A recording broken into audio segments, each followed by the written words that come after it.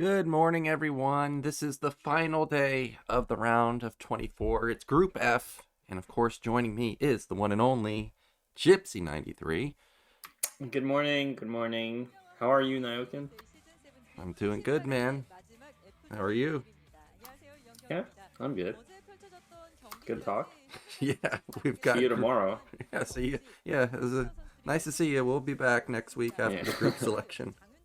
Yeah, so we're in Group F now. This is the last group.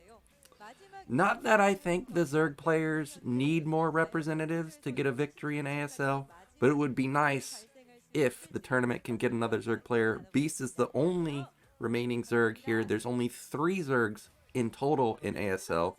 I think a lot of fans should be rooting for Beast here, not just because he's a good player, but because we want to avoid Terran versus Terran. We want to avoid Protoss versus Protoss and need a little bit better racial balance.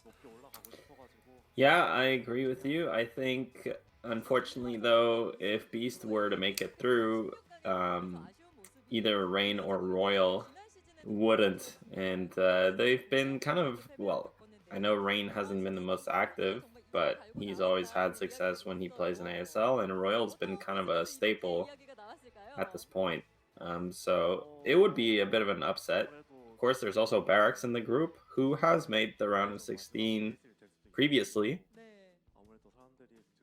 Yeah, this is going to be a tough group for anybody to make it out because of, like you just said, Royal and Rain standing in their way. Rain, always wonder what his level of skill is at any point. You know, when he came back that one season, apparently it was really high and goes all the way to the finals. But I don't know how he'll do here because Beast, very strong in all the matchups, can be very tricky. We know Royal's actually amazing. You know, he's kind of fantasy 2.0. And then we've got Barracks here, who also very strong, very good. Just don't know what it is that doesn't allow him to go further in the tournament. Yeah. I don't know either, but we'll see. Maybe today is going to be a different day. And the first matches are going to be Royal versus Beast, and then Rain versus Barracks. So avoiding the TVT mirror for now. And this should be pretty interesting. I mean, Beast, he's a very strong player. I know you've been watching him in the StarCastTV Star League and talking, praising his skill level. Yeah, Cruiser told me that after the results of the tournament, actually Beast got praised by a lot of the Korean fans because of his great play. He mixed in a lot of all-ins. He mixed in a lot of macro games. One of the best games of the entire tournament was him versus Rush on Champion. It was incredibly close, like ridiculously close. Very intense the whole way. So it's not like he can only win with an all-in. He can definitely play macro, and he can play with the top dogs. If you're going toe-to-toe with Rush, you know your skill is incredible. In the end, Rush ended up winning, but it was a really close series. I think Royal needs to be on his guard because he did get taken down by Shine a couple seasons ago, and Beast is someone that can do moves like that for sure. Yeah, so we'll see how Beast performs here. Again, I think the big question mark could be what is Rain's skill level. Of course, in the past, he's always had phenomenal performances, but obviously from season to season, and given the fact that Rain is oftentimes more of a variety streamer at this point, maybe his skills aren't quite up to par. So, of course, if they are, I think he's going to have a very easy time in this group. But, yeah, we'll see. Well, But what about no, Barracks? what about your breakfast this week? This week, Yeah. I've just had a banana basically each cast. It's Oh, very easy, very simple. Yeah. Can just chow down real quick and then be done with it. I'm not someone like you gets up, makes eggs, you know, protein drink, all that stuff. I'm just simple, man. You're a simple guy. Yeah, Bananas for simple people. What simple. about Papa John's? Any Papa John's this week? I missed it, dude. Last You ever night, think about emailing Papa John's for a sponsorship I opportunity? should, man. I'll eat it on stream for them. 50% off pizza basically every single or every couple days for me. I missed it yesterday. Actually, my parents wanted to get something else, and then I checked my email box and I saw that I had an offer for 50% off yesterday, so we missed it. Do you Not just happy. keep getting offers from Papa John's? I don't get it. Yeah. So Oh my they god. got this promotion, man, where if a local sports team hits a certain criteria, it's 50% off. But the thing is I live in the Washington D.C. area where there's like Yeah. 10 teams. So the chances So of that happening is extremely high. that's why. Well, in case you guys don't know, Nyoken just loads up on Papa John's, and then he stores it probably in his freezer, and then just eats it for breakfast for weeks on end. It's kind of crazy. And the toppings, man, the toppings he puts on there. Well, I've only been having coffees in the morning right before this cast, so, and That's then I it? just go back. Yeah, I just go back to sleep, and then I wake up and I make a breakfast. Okay. Yeah. All right. Well, and then you know, that's the life of waking up at 4:30 a.m. Yeah, it's tough, man, but you know, daylight Today savings you time is messaged coming. me 10 minutes late. I thought you might I sleep know. in. Usually I don't need the alarm to wake up, but today, for whatever reason, I went all the way to the alarm and I was like, oh, glad I set this. Yeah, same actually. Have you slept in once? No. Slept Damn, in. yeah. Of course, Nyoken would never. Nyoken's a professional. He would never. He Well, would never miss. what do you mean by sleep in? Because after this cast, I have work. Well, I don't know. Damn. What time do you start working? 9:30 or so. Oh, that's crazy. Yeah. So the other day you even had to like edit a video and then just straight to work after, huh? Yeah, it was a bit sad because I was looking forward to just chilling out for like 2 hours, and then a freak of stream stopped working. We had to redo the cast, and then oh, I look at the clock. What do you know? It's time to go in. So Yeah. it was not ideal, but it's how it goes. Sometimes I'm used to it after my time in Korea, where do BSL, go to Korean class, sleep, wake up, and it's ASL time. I mean, those were actually crazy days. Yeah, those were the days, man. Back Yeah. in your young years. Yeah, Yeah. Well, what time did you end up going to sleep last night? 9. That's what I go for. Oh, okay. Yeah, well, that's better than me. I was up late laddering and Yep. getting mad. Yep, I was just about to, or I was gonna mention that you were making your BSL run last night. I just checked Seawall and I see that it did not go that great, but that's because you hit a lot of pros. You hit noob and art user, and that's always tough. Yeah, I mean, and then it happens, and then after like what's it called? I think I was playing for like 6 hours or something. So towards the end, it's kind of hard to keep playing well, and your Yeah. brain gets exhausted, your hands start dying. So I mean, it's okay. It is how it is, Nyoken. There's always tomorrow's always a new day. Today will be a new day to conquer some more. So Well, you're gonna especially after this group, I'll be jacked up. I'll be ready. well, you still got some time because BSL's not over yet. I think for me, I don't think that's gonna happen. It's a bit unfortunate because I was playing quite a lot before the Oystein tournament. Then Yeah. Diablo 2 season came out. Started playing that. I literally only played it a couple days, and I just lost all my touch with the mouse. I tried to play some Brood War. It's a disaster, and it's sad because on my other account, I am high enough to qualify, just not on my BSL account. So my BSL runs Well, not you can gonna always happen. play there's a nice what's it called? Qualifier. Yeah, Well, let me tell you something. I mean, tell me. I don't think any tournament should be running qualifiers on the ladder. If you see actually all all the very high-ranking players. The ladder, it's not the best tool. All the high-ranking players have just a bunch of disconnects because people just leave the game. So, I wouldn't be too harsh on you, Nyoken, but that's why I think it's good that there's a qualifier. Yeah, I did see there's 4 tournament qualifiers. We're on our caster screen now, so you can see me hanging out here with. You can watch me looking at my second monitor. Yeah. Yeah. Well, 5 a.m. We're ready. Okay, what are your predictions for? Well, we've been talking about it's just we've been talking about this group for the past couple broadcasts here. So we know the first map's going to be Radeon. We know. All right, let's see. So the first game is going to be Royal versus Beast. Who's going to win that?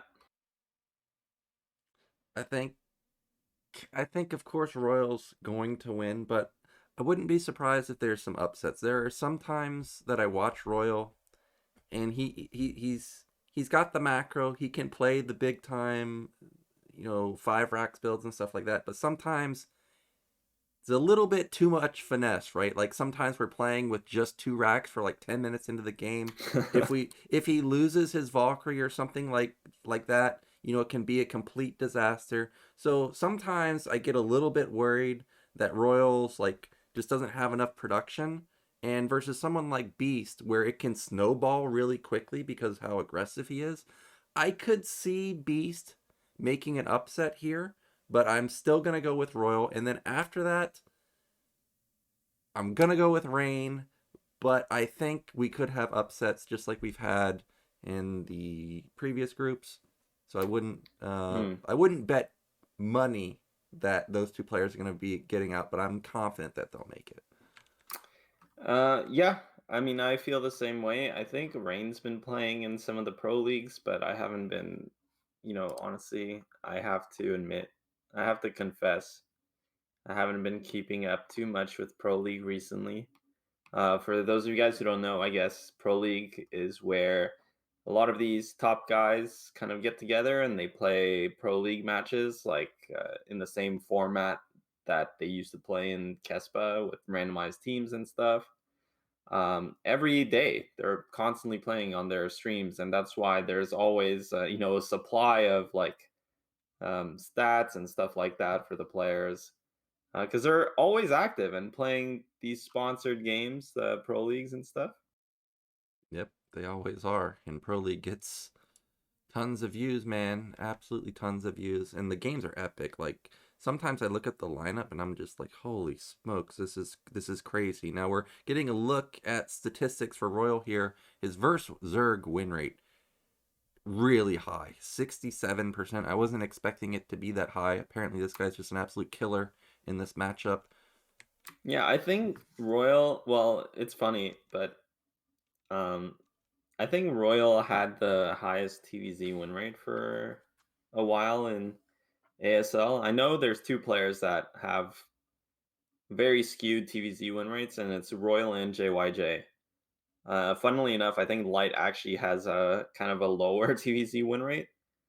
So these guys, especially Royal, he's been a monster in TVZ, and thinking back to his run when he won the ASL, he had to play Solkey in the semis, and that was an incredible game, an incredible series where Royal played like an absolute god. Yeah, now speaking about our Zerg player here, Beast, he doesn't have very many games in ASL, but the majority of his wins have come versus Terran. 3-3, 50% overall. So, we'll see if he can add on to that tally. Can he make it 4-3 here, facing off versus Royal? Players are ready for game 1. Let's get into it.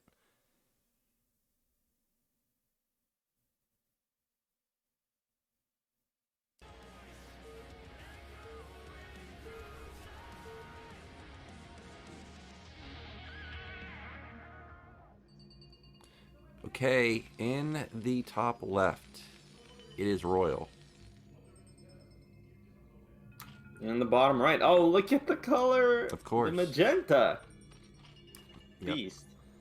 Now, I see Royal rocking that MSU tag. I'm guessing that's his university team. And the reason I mention that is because actually Beast is also on the MSU team. So there could be a lot of practice going on between these two players. We've got cross spawns, and we do have Royal fans right there.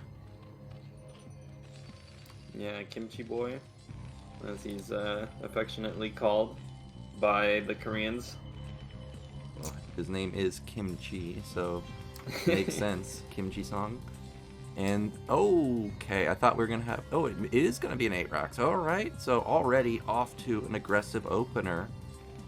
Yeah, Royal has been known for his 8 racks, and he, at least when I was watching his games more closely, he was constantly 8 racksing. And, I mean, I wouldn't be surprised if Beast opens with an overpull or something against Royal, but see, this is what I've been mentioning is the difficulty for Zerg, and he did open with an overpull, actually. Ooh. So this is really good for Beast. The difficulty for Zerg in this matchup is that they don't really have like an even option versus all the builds. 12 hatch is slightly unfavorable versus 8 racks, and overpull is slightly unfavorable versus the standard 11 racks, you know, Barracks expand. Whereas Terran can always go for at least a 50-50 option. And this time around, though, Beast will choose correctly, and he'll be pretty happy with this, I think. All right, well, I know you 8 racks, you know, a decent amount of time. Let's say you run into a pool first opener, right?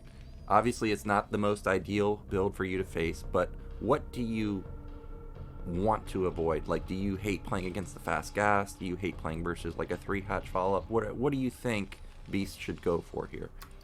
Well, Royal here, honestly, he's already committed to a lot of Marines because he's scouting this late. Terran usually wants to just stay on 2 Marines and put down the command center. And now he's going to see the links. He's going to pull back and possibly cancel that Marine that is producing. And as Beast, I mean, if he already has his gas, you just go straight into Lair, straight into Spire, and it puts a lot of pressure on the Terran. This is honestly a very favorable situation for Beast. I think he made 6 lings. Had he made 4, it would have been even better, I think, for him. And it would have still forced this situation. But honestly, a really good start here from Zerg.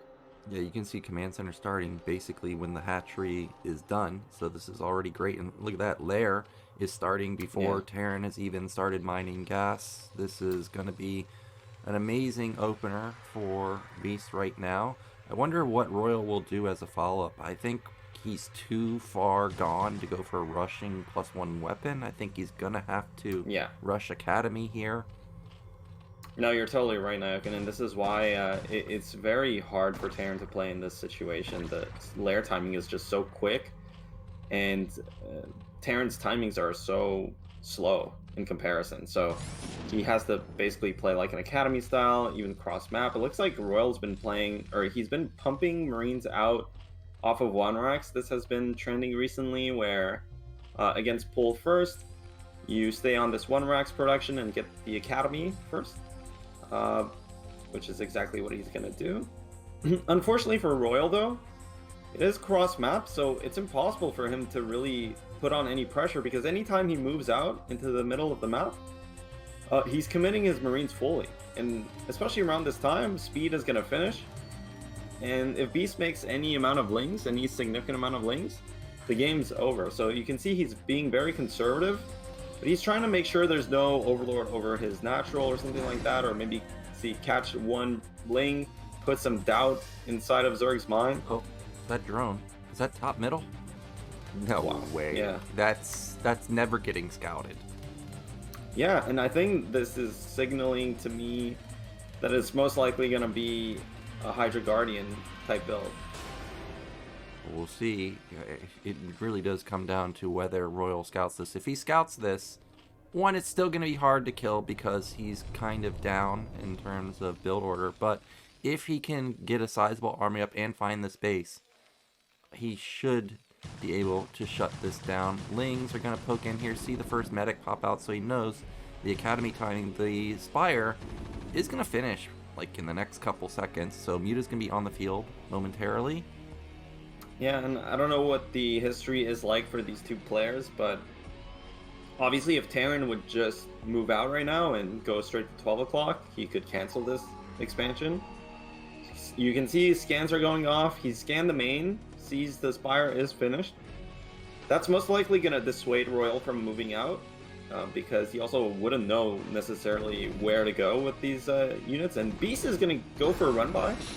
Yeah, I think he wants to get a count on the racks. Like, is this 2 racks, 3 racks, 4 racks? Now he's going to see that it's kind of in between. Oh, the wall is jacking up the Marines from getting back into the main.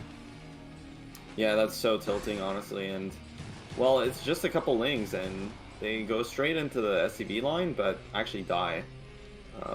Probably, though, the actions taken from Royal, you know, this is really annoying. Like, it's kind of indirect damage you don't see as an observer, but as a player, you know, like, Royal had his attention a bit split right when he needed to put down his turret. So, will these mutas find a weak spot?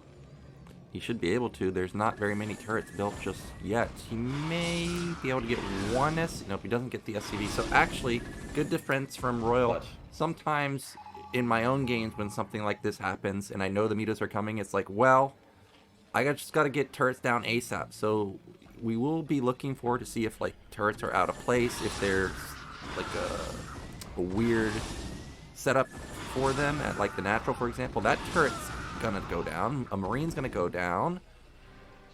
Yeah, and so far, this is progressing quite nicely for Zerg. He's not really taking too much damage. Does lose one Mutalisk there, but you can see he's already mining this gas. I wouldn't be surprised to... Okay, so actually, there is no Queen's Nest, and this then seems like it's gonna be a lair-based Mutalisk all-in, because... Or maybe Beast will try and put down a Hydra Den and make some lurkers at this 12 o'clock. I think it is just going to be mass muta. It really does look like it's going to be mass muta, and Beast is really good at this, but if he doesn't get a winning, like a killing move with this play, he is going to be essentially all in, and SCV's going to go out. No way he lets that through. Nah, there's no way. And it wasn't going to 12 o'clock anyway. I mean, as Terran, you're not really... suspecting that it's at 12 o'clock, the expansion. And, I mean, to be quite honest... double Queen's Nest? Oh, that's definitely a mistake. Yeah, that he definitely wants one of those buildings to be a Hydra Den, so actually, that could really bite him later. And nice Mutals Cross there. It does pick off the 2 turrets. Now there's nothing covering the Raxes. Man, this game's looking really tough for Royal. Yeah, this is really hard. When you're going like a 3 racks or a 4 racks, at some point you need to get out onto the map. You can't just defend. The mutas will eventually overrun you, especially when you're not on a high barracks count. He's gonna move in here onto the turret. Look at the Marines bugging out on the ramp, man. This Sim City is really hurting Royal here. Like, the Marines are just kind of bouncing around awkwardly. Yeah, and you can see it's just not really coming together for the Terran player. I'm kind of feeling this as a Terran player myself. It's one of those games where everything seems sluggish, and the Mutalisks are just so crisp. Beast doesn't seem to be phased by the fact that this is, you know, ASL. He's playing kind of like he would on ladder, you know, despite the fact that he does have 2 Queen's Nests. But this 12 o'clock, I mean, he is pretty much all in. Like, he doesn't really have a high drone count. Yeah, that is the one thing that I'm worried about, is how much stuff can he actually build. Because even though he has a 3rd base, he's only mining the gas. I don't know about this trade. Their +1 weapon is done for Terran. By the way, the starports are basically done. I didn't see the science facility timing, though, if he even built it. So I'm not sure if vessels are on the way. You would assume they are. Well, the problem is lurkers are going to be at the front door momentarily, and because Royal went for the double starport, he's not going to have any tanks, and it's a huge risk. Fortunately for Royal, in a sense, Beast isn't fully committing to lair. If he had, he could have made, and you know, these trades are really good so far for Zerg. If he had, he could have made so many lurkers to just go into the front door, but as the game is being played right now, I don't see Terran getting out of this. Oh, okay. Well, this is the one timing. He needs to get out of He's his gonna base. catch them. What? Royal. Okay, an immediate Valkyrie dies. However, do have to point out that the Muta, this is not Hydra Guardian, by the way, so the Mutas, they do have +1 weapon instead of armor. You can see Royal scanning all over the place. And that's his scan energy. Like, he's not on vessels yet, Yeah. so he might just straight up die to these lurkers. This was his one timing to get out onto the map before getting contained. And because Beast went for the Hive transition, this contain's gonna basically be supplemented with Dark Swarm soon, and the game's gonna be over. I think Royal's pretty much dead. Yeah, well, he's got to go right now. Like, I know you don't want to run into that because there's lurkers, but the longer you wait, the 2 lurkers turn into 4, turn into 6, turn into impossible. And Beast, I was telling you, he's very good with aggro play. He had a good opener, yet now we're panicking to put down more units. It's too late, dude. Defiler's here. Yeah, I mean, generally you want to go for the double starport in macro games and against macro Zergs that are high drone count, but when they're low drone count like this, you should favor the factory transition and getting tanks out in the mid game to avoid exactly this scenario. Darkstorm's going to be cast, and there's just nothing Terran can do. There's literally nothing. You know, a lot of times there actually is something they can do, right? Like in other situations, like, oh, just build this or just build that. But there is actually zilch Terran can do about this, since he has no vessels, he has no fire bats, he has no tanks, no mines. All he can try and do, now he's going to see the LZ Gamer base. If this base dies, it doesn't even matter. But there's Scourge, there's Mutas, there's Lings. Goodbye. Yeah. And this to me is kind of reminding me of that one. Royal taps out. I mean, look at how happy Beast is about that. He did play super well. This reminds me of that season where Royal played against Shine in the round of 24, or was it round of 16? I forget, but he was the first game of the day, TVZ, and Shine also kind of did some tricky all-in or aggressive play, and Royal kind of buckled. Like, he just didn't really defend it and died. So, man, it's tough sometimes when Zerg's up in your face with these super aggressive builds. Like, it is very difficult as Terran. You have to stay calm and collected, and everything has to be clean. Zerg, obviously, they have to just focus on their Mutalisk micro. I mean, Beast did an amazing job here, putting on the pressure. Yeah, it was really well done. The 8 racks did no damage. Beast had a good response to it. And this is kind of what I was talking about with Royal, where instead of going, 4 racks, not saying that 4 racks should have been the move, but he's playing like a more finesse type of build right here, 2 racks into 3 racks into Valkyrie play, but he never dealt with the Mutalisk. And if you don't deal with the Mutalisk, you're just on the back foot the whole game. He had no, by the way, the science facility was never built, so he didn't have any chance of at any point killing this Defiler. Once this happens, you're helpless as Terran. He can go back as far as he wants, but he's just pincered in a corner, and eventually you're gonna get overrun. Yeah, and honestly, Beast just had really good preparation this game. He picked the correct build order. He went overpull against 8 racks, which again is quite favorable for Zerg, especially cross map like Royal. Anyway, and not to get too into the nitty gritty of the builds, Royal kept making Mierin, so his command center was a bit later, etc., etc., etc. And but then the follow up from Beast was also good, and the follow up from Royal was not the right choice. I mean, Beast was playing super aggro, and we went into double starport, so didn't really pay off. I think there was a small timing with when the Valkyries spawned. He could have maybe pushed that onto the map, but it's hard to identify you can do that. Yeah, it is tough. And oh, Beast hanging out with the crowd, man. And we're gonna be going into a break, so we'll be back in a couple minutes.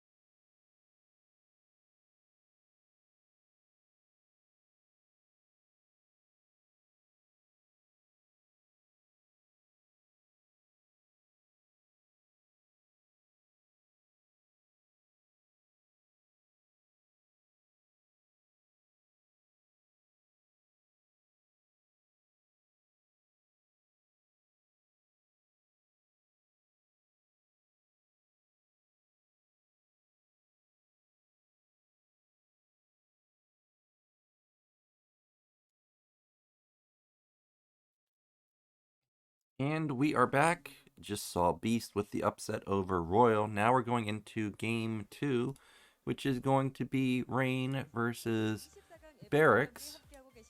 Yeah, Beast had a really good performance against Royal. We were talking about how everything aligned for him. And he's going to be happy, man. And he's going to be waiting in that winner's match. Royal is going to be in that loser's match. Now we're getting, make sure you guys check out the portable fax machine. Yeah, the battery. The ASL. Oh, is that what it is? Yeah, ASL battery. And then, like usual, they've got the Africa jerseys. If you have interest in that, seems like they're on sale until March 11th. So a couple more days. You can check out the website to get those details. And, of course, that well-new chair. 40% off. Yeah, the well-new chairs, I mean, they look cool. Maybe I'm due for a chair change. I don't know. Nyoken, what kind of chair do you have? I think I asked you this, but... I'm pretty sure I got a Herman Miller, man. Bought it a long time ago. It's lasted quite a few years, but I also am in the... looking for a new chair, because actually I think my chair's kind of broken, but it's just been hanging on for a couple years. Well, you're maybe you gotta check out them well news, man. I do. They look pretty sick. And in Korea, I was also using a gaming chair. Gaming chairs, at least the ones I have used, have been super comfortable. We're looking at the stats for Rain. Lots of games played in the ASL, over 100 games overall. That's a lot of games, so this is a pretty accurate representation, I would say. He's only 42% win rate versus Terran, but that versus Protoss win rate is insane, unbelievable. Man. Yeah, that's really surprising to see, especially in a matchup like PvP. But versus Terran, I mean, you gotta remember, I think 4 of those losses were that final against Light. Yep. So that was... Sometimes, one series can really skew... So it would be cool to have stats based off series as well, not just single games, because, you have a bad day that can really skew your overall stats. Barracks obviously has also had a, not the easiest time in ASL, but this guy has made the round of 16 a couple times now. Yeah, generally you see him in the round of 24, round of 16. I'm not sure if he's ever made it past the round of 16, but... ASL is extremely hard to get past the round of 16. Like, once you're in the round of 8, it's ridiculous. It's going to be tough, I think, for Barracks to get past Rain, though. Admittedly, Barracks is not someone that I watch that often, mostly because I generally watch Terran players that I at least think I could potentially emulate, like Light or Mind, right? They're kind of on the slowish type, on the slowish end, whereas Barracks, when I turn on his stream, he's like Mini, except he plays Terran. His APM's crazy. He's multitasking like a madman. I've talked about how fast he sieges and unsieges when he attacks. He's hard to replicate, but our players are ready. Let's get into our second match of the day, Rain vs. Barracks.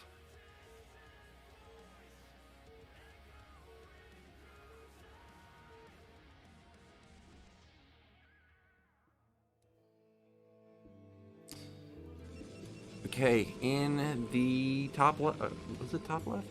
No, bottom left. It is Rain. Top left, it is Barracks as the Terran. And yeah, I mean, Barracks, a couple seasons back, he was practicing very hard for the tournament, and his resolution was to get, hopefully into the round of 8. Didn't quite make it, but he didn't make the round of 16. So obviously these players, sometimes they go through phases where they play more, they play less. It'd be interesting to see, that's why we're tuning into ASL, to see where everyone's at, basically. So this is the first game for both of them. Rain, of course, a lot of eyes on him. And so far, pylon in the main. Yep, and we do have Depot in the main, nothing unusual going on. I wonder if we will see something like a 12 Nexus, or if Barracks will get greedy here and go for like gasless expand, something along those lines. We actually haven't really seen many gasless games just in general. Most of the time we're seeing 12 gas or 11 gas, get that Vulture out ASAP and try and do some pressure with that. And Barracks, okay, it is going to be a normal gas timing because Rack's on the high ground. Yeah, we saw C go for that Barracks expand against Bisu, which was a really good choice, but couldn't quite hold it together against the proxy robo. Well, maybe not. Yeah, it looks like no gas for Barracks, so he is going to opt for a Barracks expand. With the Barracks on the high ground, most likely this is going to be something like a 19 command center with the second depot and a couple Marines, rather than the super greedy, 15cc on the low ground with the Rax SimCity next to it. And it's all down to how does this probe scout? Well, there's two things here. First, where does the probe go to scout? Top left or bottom right? Looks like it's going bottom right, unfortunately for Rain. But at the same time, Protoss seeing this SCV this early on is going to set off alarm bells. Like, this is most likely a Barracks scout. And generally, Terran has two main scouting options. It's just, if you're going gasless, you're going for the scout. And if you're going factory expand, you're going for the gas scout. So I think Protoss can kind of put Terran on some builds, just given the scout timing. Well, so far, Rain has not built a Zealot, so if he did think it was gasless, he did not want to put on pressure for whatever reason. He has gotten a Goon, and I think that is legit range. I don't think he's faking weapon or anything crazy like that. Oh, he canceled it. Oh, he did? Okay, straight Nexus. Yeah, and this is fine. I think Terran's going to be happy with this, though. Basically has the slightly faster command center, so build order is slightly in favor of Terran. Well, if Stork heard you say that, I don't think he would be agreeing with slightly in favor. Stork has talked about how strong gasless is quite often. He says it's like a broken build, basically. And this is going to give Barracks pretty much as ideal of an opener as you could possibly get versus Protoss. He's even going to get the probe, so that's going to be fantastic for him. Yeah, I mean, this can be very impressive for Protoss. It's kind of the same feeling Terrans get when Protoss goes for those 12 nexuses and you scout it cross map, etc. So, but honestly, Rain, the silver lining for him is that had he committed to the Goon range, he would be in a really tough spot. He would basically have to do damage against this, and that's gonna possibly be a proxy factory. Proxy factory? You think it's gonna be a proxy factory? Never mind. No, probably not that far. Yeah, that seems very risky because the Goon is of course searching for the SCV. Yeah. Sometimes my mind goes off. I mean, Terran players in this situation, they do like to... For a while it was trending where they are putting their second factory out on the map, anticipating the Goon range harass at the bunker, where Protoss feels they need to put on some pressure, so their Goons just pile up at the Terran's front door, and then a factory out on the map can pump out those vultures, but that was a bit too forward. Obviously, you wouldn't want to put it on your opponent's side of the map. Armory is down here for Terran, and Protoss is going for a very fast support base, so he is going to be playing with the Reaver opening. Yeah, by the way, Terran got an extremely quick academy, like a 4-minute flat academy. There's the comp stats coming down now. eBay just now starting, but it should be in time for incoming Reaver, and he's going to know that it's coming because he should scan both the main and the natural, and he will spot that support bay. Yeah, this is nice for Terran because the scouting info can allow him to flex his build order. Rain, on the other hand, did go for robotics after range. Before range as well, so his tech is very fast. And I think Rain has adapted to the situation just fine. Terran, of course, is probably on a slight worker lead, but it shouldn't be too massive here as we're going into the mid-game. Yeah, especially with those comp sets being built, that cuts into your SCVs by about 4, so should be even in workers or around there. I only heard one scan go off, so he does spot the support bay. He did only spot the Robo. He did see a Zealot though, and if you're building a Zealot, you gotta imagine that there must be a Reaver. Did he actually load up a Reaver though? I didn't actually see it get loaded. Yeah, for sure. There's no way he's walking out of here without a Reaver, but I think Terran saw the robotics and the observatory, but he only saw one gateway, and like you mentioned, he saw the Zealot pop out. So I think in any case, you're expecting something like this. Turret timing is here. Goliaths are out. Honestly, this opening from Barracks is very good. Yeah, this is a really good opening. Like, this is pretty much where you want to be versus a Reaver drop like this. 2 Goliaths, 2 tanks, and you have turrets. He is going pretty far forward. No, he splashed his own Goliath. Well, that was kind of a disaster for Terran, and shuttle speed finishes now, and the Zealot is still there. Well, okay, Rain trying to be like Snow was the other day. Yeah. That was a good harassment though from Rain, because he picked off he traded 2 Zealots for 2 Goliaths. That's a really good trade. Okay, 5 fact follow-up. Even though I agree that was a good trade for Rain, if I was Terran there and I only lost 2 Goliaths to a Reaver drop, I'd be feeling really good 6 with my defense. That's a 6 fact. So that means that all of a sudden this is turning into a bust timing. This is not going to be 5 fact pick an expansion and try and play out. This is going to go for a killing move here. Yeah, we've been mentioning how this timing-based play has been trending quite a lot among Terran players. Double Reaver drop though. Rain is playing phenomenally well, honestly. I think going for this harassment is good. He knows exactly what's going on. This is what the oppressive part of something like a Barracks expand is. It puts you in such a good economical spot that the 2 base timings are just so strong. And Protoss has a huge warning, advanced warning, but it's not just about knowing what Terran is doing. This is an overall solid option for Terran. And it comes down to the execution as well. So, and because Terran has that slight, that economic lead from the opening, it is going to be very hard for Protoss to stop this.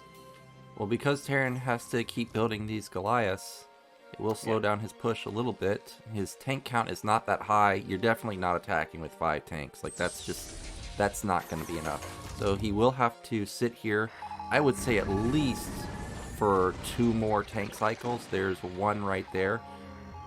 Double Reaver is going to be critical here. Try and delay the push as much as possible, because right now the gateway count, there's no way around it. It's not cutting it. 6 fact will destroy 6 gates. So it all comes down to how much damage this Reaver can do. Can he buy enough time?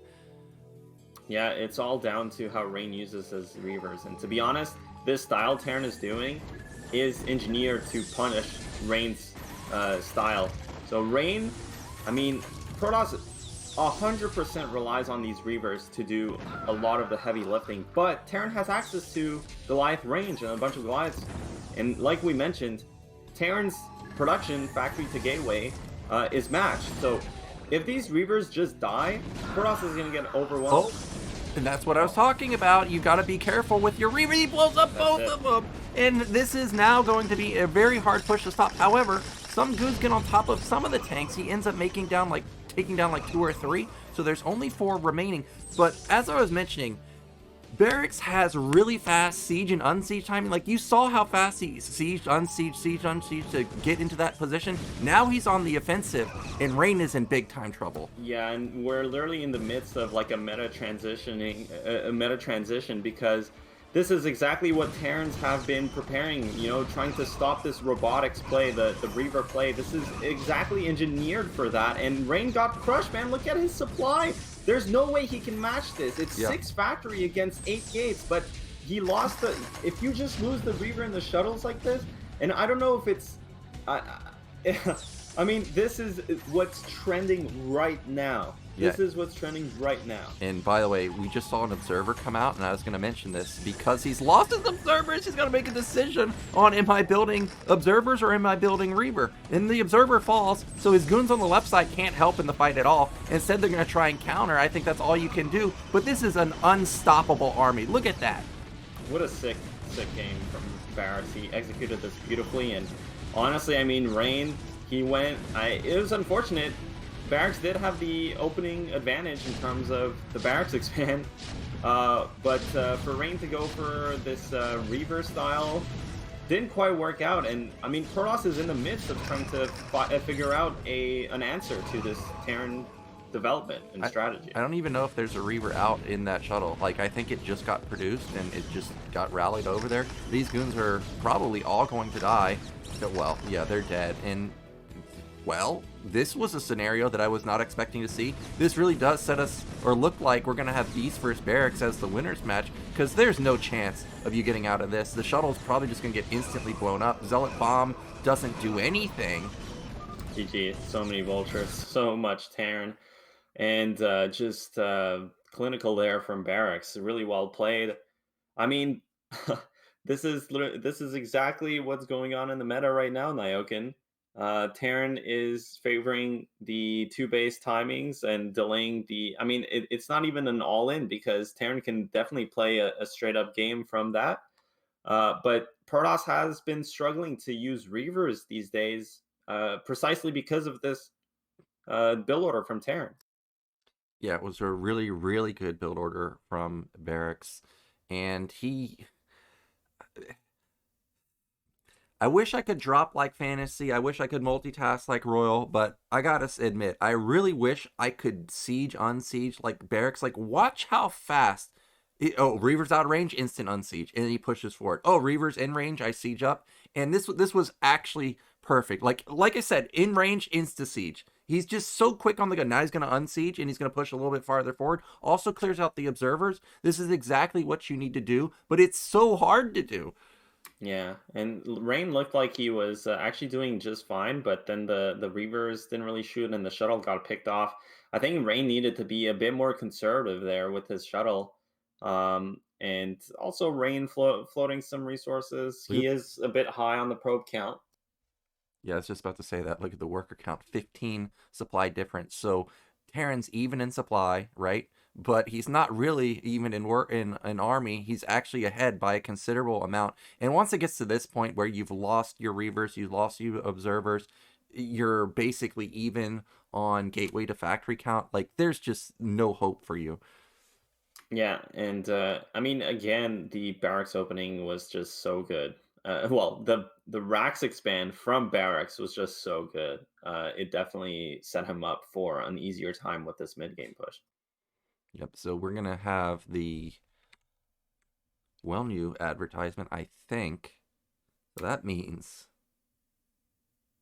Are we? Yeah, I'm pretty confident so, that that's going to be it. So that means that we're going into the caster booth. This sets us up for, I think, the least likely scenario possible. It's Barracks versus Beast in the winner's match. And that means we're guaranteed one of the favorites. They're done for, right? Royal or Rain 100% are not making it out of this group.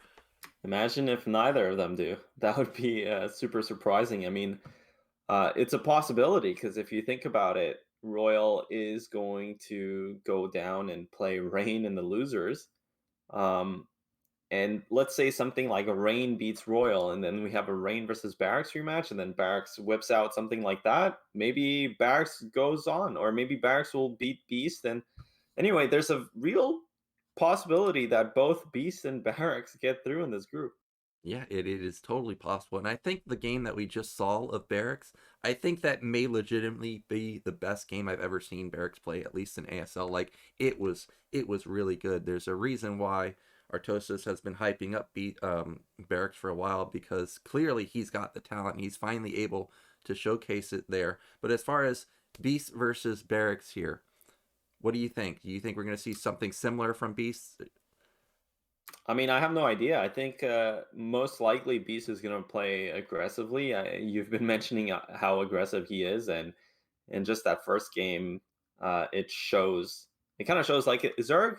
There's two main archetypes. You know, you're either an aggressive Zerg or you're a macro Zerg. Thinking about macro Zergs, we've got Sulky, we've got Queen. Soma for a while was blurring the lines like quite a bit, but in ZVT he tends to be very kind of conservative macro style. And then we've got the aggro style, like the Zealots, the Beasts, the Killers, etc.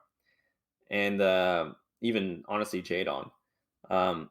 So it's hard for Zerg, like when you put all your practice into one style, it's hard to play the other style. So I would be shocked if Beast plays a more conservative super management style. So we'll see what the map is. I mean, okay, let's think about the map now. And what do you think the maps are gonna be? I think that we're gonna get Citadel again. I don't. I just, even though we've seen Blitz a lot, I don't know why Zergs are playing Blitz, right? Like it seems like it's a hard map to get like a fourth base. You know, if you, it also seems like a map that Terran could split theoretically pretty easily. And if I'm Zerg, I don't want to split the map versus Terran. Like I just feel like I'm gonna get starved out. So if I was Zerg, I would probably play Citadel. Yeah, I mean, I think looking at what they would veto, of course, between Blitz, Citadel, and Troy, most likely Terran will veto. Actually, I don't even think you necessarily have to veto Troy. Well, I don't think so either. I think Troy's a good map for Zerg, actually. But I think it's only good if you're playing someone that can't play Wraith. Because I think Wraith is actually the secret sauce for Terran on Troy. So Barracks doesn't strike me as a Wraith player. If it was Beast versus Royal, 100% I'm vetoing Troy because I don't want to deal with Royal's Wraith. Um, has Royal win Wraiths before? Hell Wait, yeah, what? dude. Royal He mean plays Wraith. 100% he it's plays Wraith. Nyoken is Yeah. Barracks versus Yeah, I know. Beast? That's why what I'm saying is, if it was Royal, I would Oh, veto Troy. But since well, it's you know me, I'm Barracks, not I'm paying not. attention to Yeah, I half know the you things don't you're pay saying. attention to me ever, man. I've learned that from BSL. Yeah, well, that's what happens when you're casting with Jip. He's off in his own world. But we're already in a in an ad break, guys. So we'll be right back.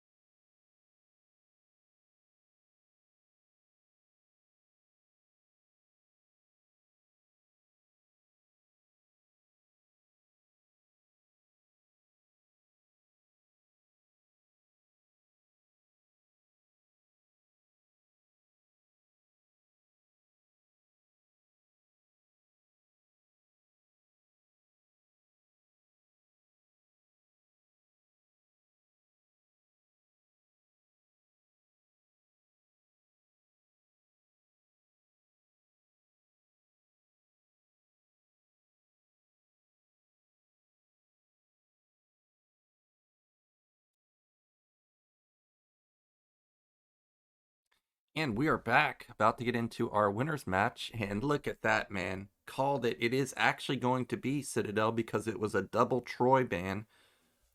That's so funny that they both banned Troy. So obviously, Troy's not going to be a very popular player map because it just has Yeah. such a weird layout or concept that it kind of offsets all the practice you usually do. So Yeah, and if you get contained, or like yesterday I saw Queen playing a Zerg, playing a Protoss who just two-gated. Like if you ever have a bad trade, all of a sudden the bad trade turns into you're not getting out outside of your base. So I don't fault either player here. It's very tricky map. But Citadel, we were talking about how this is a bigger map compared to Blitz, harder to split. I think this is a smart choice, and we'll see what both players come up with. Beast is already surprised with his good play versus Royal. Wonder if he'll try that again, or if he'll actually mix in something like Ling Flood or Lurker Flood or something along those lines. yeah, well, let's see because the game is ready. Game number 3 here. Winner goes on to the round of 16. So a lot at stake, and it's just the best of one for these two players. Beast versus Barracks.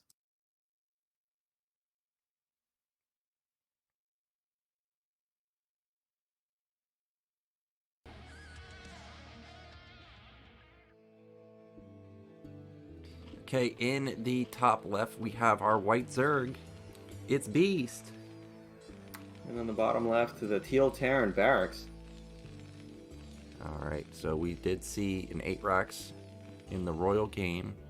Wonder if Barracks will maybe go for an 8 racks here, maybe be thinking along the lines, well, what's the chances that you overpool twice in a row? Maybe not very high, and maybe thinking that maybe he can get some damage done with an 8 racks. Yeah, but I think as a Terran player, you watch that first game, you're kind of dissuaded from the 8 racks. And Beast, this is a good time to go 12 hatch. But we'll see. There he goes. Yeah, but these days, Terrans put down their depots very early as well, so it could be anything. Yeah, it's going to be a depot. Yep, so he's going for that more innovative wall. Depot right there. I guess he could put a racks on the right side. Yeah, that's 100% what you're going to be doing here. And well, you know, the wall layouts have become so standardized. Not in the sense of the layouts that the players use, but the map makers design the naturals specifically for the walls that have been used now. So it's all super standard. And yeah, very normal opening. 12 hatch from Beast. So this is going to be a pretty even game so far. 12 hatch coming down. Barracks, I'm sure he saw the games of C, but he did not want to copy that wall. No double depot in the front. This is more normal. Those bones on the right side are Ling tight, so no gap there. And Barracks gonna get a little unlucky this time. He's most likely going to find Beast last.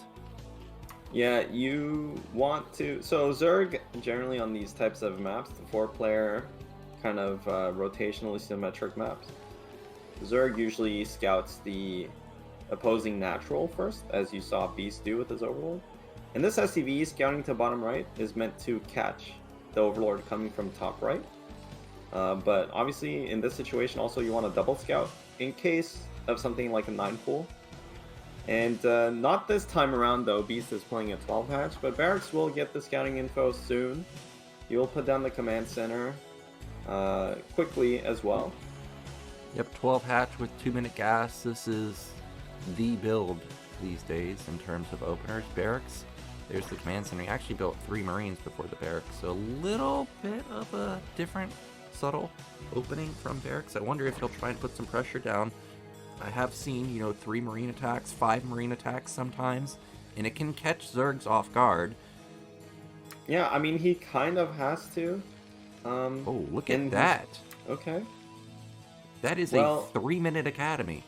Yeah, this is definitely something new.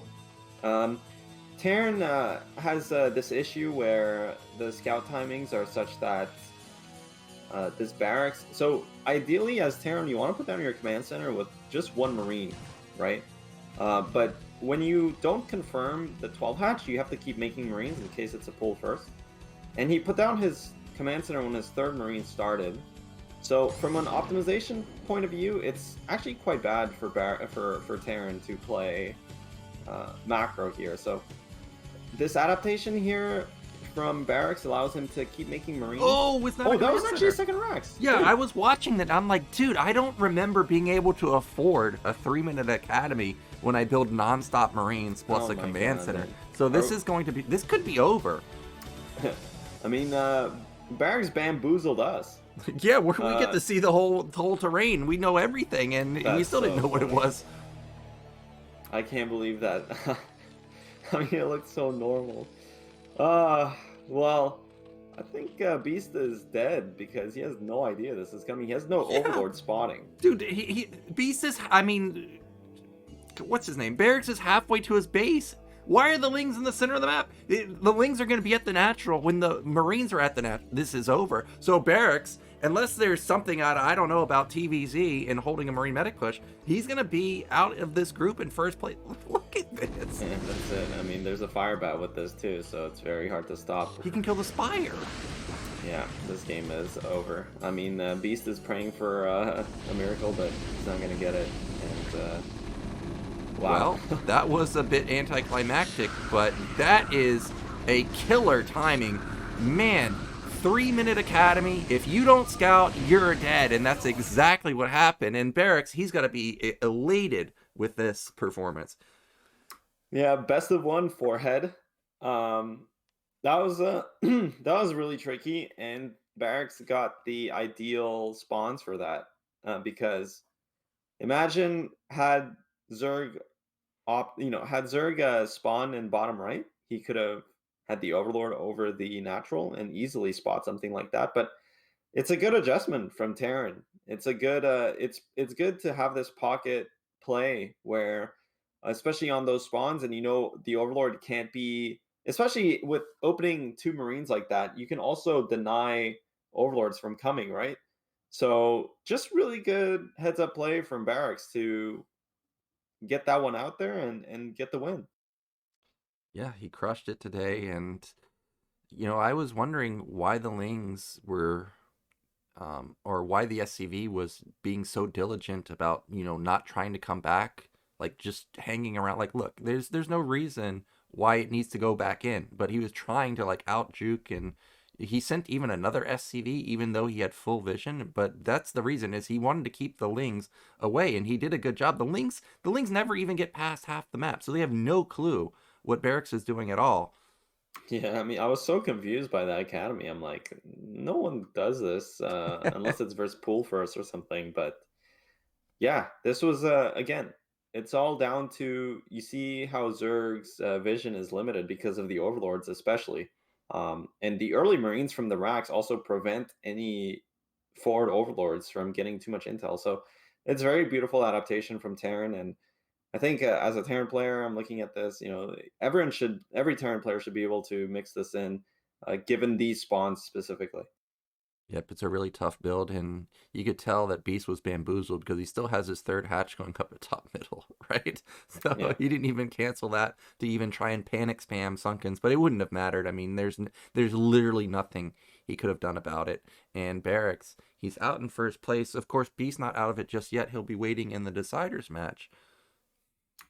Yeah, but very big congrats here to Barracks. I mean, the ultimate underdog, and I was kind of dismissing him altogether yesterday in the lead up to this group. I was like, oh, there's no way he's gonna do well in this group. But lo and behold, he came out in first place. So, and I mean, he had a very dominant performance against Rain, and even in this game against Beast, it was very decisive, and it was very well chosen from Barracks to go for this. So, honestly, huge congrats to him. Yep, very well done. Man, these Terran players, they're sneaky. They're mixing in a lot of all-ins, a lot of timings. I'm sure Queen Queen is kind of happy to see that another Zerg gets hit with a 2 racks, but also probably shaking his head at the same time. Yeah, I agree. I mean, it is just very hard as it's very hard for Zerg to spot this. Um, so kind of unfortunate there for Killer. In a best of 3 situation, it's a bit different because you can't whip that one out twice. You know, this is the kind Yeah. of build that only works when your opponent's not, you know, it's not on their mental load, let's say. Once they know, once they're considering it in their mind, they can look for it. It's very easy. But you know, your best of 1, the game before you didn't even play the same player. You don't really know what to expect. hmm Super hard to put Terran on this. Yeah, I think the only thing you could really do to put Terran on a move like this is just look at Barracks' past previous ASL games. I feel like, from what I remember, most of the games that I see, or at least the ones I remember, were Terran versus Protoss, but he was like almost always doing like a 5 fact timing or a 6 fact timing. So I would be thinking in my mind, okay, is this guy gonna do a timing versus me? But it could be a 2 base timing, you know, it could be a 1 base timing. Other than that, I don't know how else you can read it. You're just in the dark.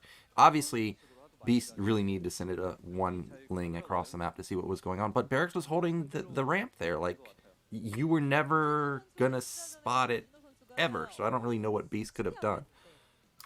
Yeah. I mean, not much. I think, again, just poking a bit more with the Lings. Like, he had Lings chasing the SCV forever, just assuming it was standard.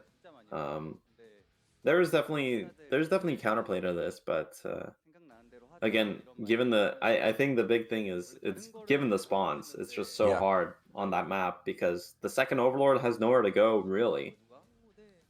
Yeah, and because he had built so many Marines, if you were like stubborn and you tried to send an Overlord across the map, and let's say the SCV intercepted it, right? Like the Marines could just move out and just make sure that, hey, you're not gonna get here. I'm sorry, you're just gonna have to try and figure it out on your own. What I'm actually going for. Yeah, agreed. So, but again, that's kind of props to the Terran player for realizing for adjusting given the spawns, and it's a very, I mean, it is a very split second. Maybe Barracks was going to go for this only if Zerg wasn't in bot right, because obviously if Zerg was bottom right, like the scouting overlord would just be right over his natural. It would be impossible to do that. So maybe even cross map he would have won for something like this. But basically Beast got the worst possible spawn. Yep, so well done from Barracks, but this does set us up for Royal versus Rain. I think we're going to be going into a break in just a second. But you have any thoughts on that before we go to a break? I don't know, man. It's gonna be an epic game. All right, so we are going to be going into a break, and then we'll be back with our losers match. Can't believe it. Royal versus Rain.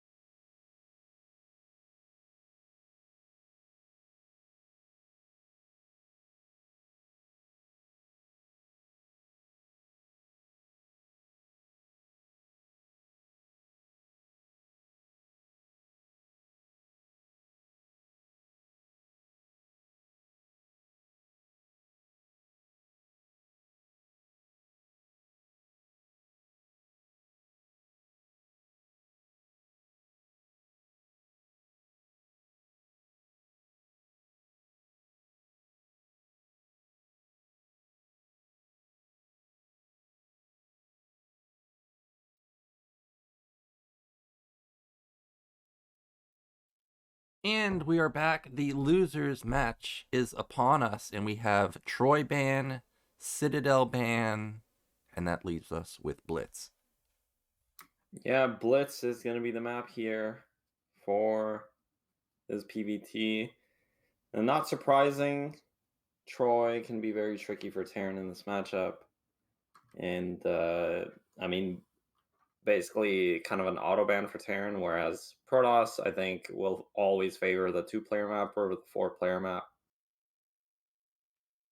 Yep, we've got...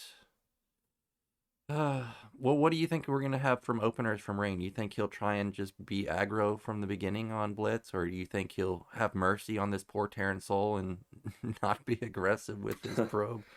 Well, honestly, Protoss just always has a build order advantage on 2-player maps in terms of optimal, ideal, theoretical play, especially because of the gas steal, all the follow-ups. I mean, Protoss should always get a small advantage, so wouldn't be surprised to see that. The game is ready. Players are in.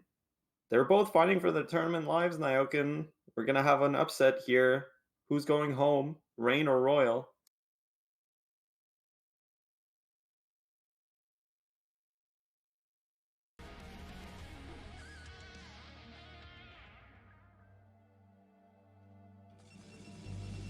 All right, in the bottom right, we do have Rain. And in the top right, the purple Terran is Royal, yeah. Well, it is 6 a.m., so oftentimes you experience some color blindness. I guess all eyes are on Rain in the early stages of the game. Of course, Protoss obviously has initiative on maps like this. I guess Terran could have potentially built like BBS or something if you really are feeling cocky there. But it didn't seem like there was any Terran move out for moves like that. There's the pylon going down, and of course, the probe on the move. Yeah, well, this is already big. Rain does not opt to go for a forward pylon, so this is not going to be like a gateway follow-up. I wouldn't be surprised if this is a gas steal into Nexus first, though. We'll see shortly here, because if it's not, gateway is going to go down, but I don't think he's going to put down a gateway, and oh my god! What happened? Well, It's Royal 10, just 10, took his 10. gas, man. Yeah, it's gonna... Oh, I thought it might be a 10-10-10, but he's just making sure he doesn't get gas stolen. Now, even though this is going to be an effective build versus what we see from Rain right now, so all you Terran players that are just like, oh, Royal just took his gas and now he's going to build his racks, you got to be careful with this, because if this is a proxy gate, you're dead. Like, there's just no way around it. You're mega dead. So this is going to actually work out this time around for Royal, so that's lucky for him. I mean, that's I don't know, good preparation, or just complete luck. Generally, when Terran does this, they go for a 10 scout, and they scout their NAT for proxy locations, and then they bring back the SCV, and then take this gas when they see the probe on the way. But to just take it blind like that is 100% a risk. I think he just assumed Rain most likely would not go for a proxy gate. And I was talking about how Protosses generally have a build order advantage on 2-player maps, while not anymore. So Royal kind of doing, through a good read, he basically gives himself like a nice, even early game. Yep, and this is going to be, technically a late factory for pros. But because of how fast the scouting was, this is actually going to be just a fine timing. Rain delayed his own build to go for this fast scout. Terran comes in and does confirm that it was ranged, but it got canceled and then rebuilt. All right. Yeah, well, I mean, Protoss is going to most likely open very standard here and respect the gas timing, but then cancels the range for Nexus. I mean, these days, honestly, Protoss often goes for this no range expand, but that's actually a 2-factory. Signal Artosis, we've got a 2-fact on our hands, and this If Rain loses to this, I would be pissed.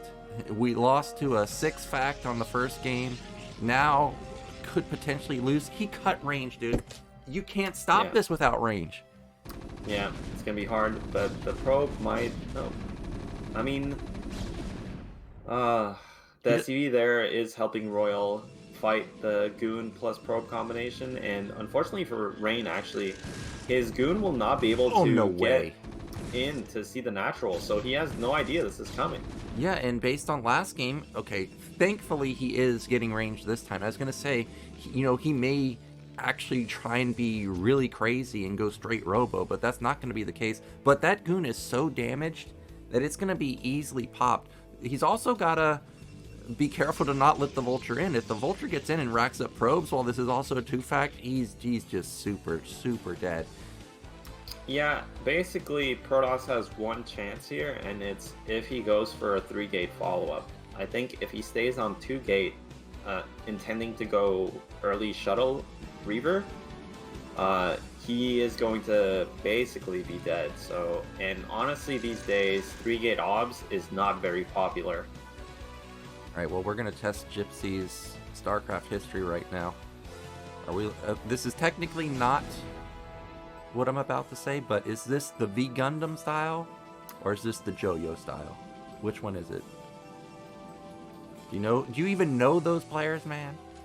It's gotta be like V Gundam or something. I don't think this is Joyo or whatever. It is actually going to be the Joyo push because there's multiple tanks coming down. What does that even mean? V Gundam push is 1 tank and rallied vultures. You're like the rest of the non-Korean community, man. You guys are living like 20 years ago. I still see people talking about how these players were like on the same Kespa team. Dude, this was like over 14 years ago, 15, 16 years ago at this point, man.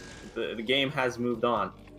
Well, there is something rallied at Royal's natural, but okay, he fixes it. There's gonna be 2 tanks with rallied vultures, so we got like a hybrid between Joyo and V Gundam. Yeah, and yeah, I think Rain has read the situation well. He realizes like, hey, this is too much stuff for you at this point. And now, actually, Rain has quite a few Dragoons. I don't know what Royal's doing, because this is not a build you transition out of. This is a one and done. Like, he needs to get here ASAP. Maybe he was waiting for Siege. Well, the thing is, it's 2-5 versus 2 gates, so he can indefinitely wait until the tech comes in for Rain. But I think Rain's dead, man. Like I was mentioning, he needed to be on 3-gate. I don't know what he was building at the top right side of his map, his base. And now double Vulture upgrade. Siege is on the way at some point. Yeah, that's it. Yep, and if that pylon falls, he's supply blocked. And this is an unfortunate way to have your tournament come to an end. Of course, he's not dead just yet. I am a believer in the shuttle bomb, but I'm only a believer in the shuttle bomb if he actually was able to get a shuttle out. He's still supply blocked. Tank on the Goon on high ground? Okay. Oh, that's really nice from Rain. Very quick thinking, and that's 1 tank. That could be massive.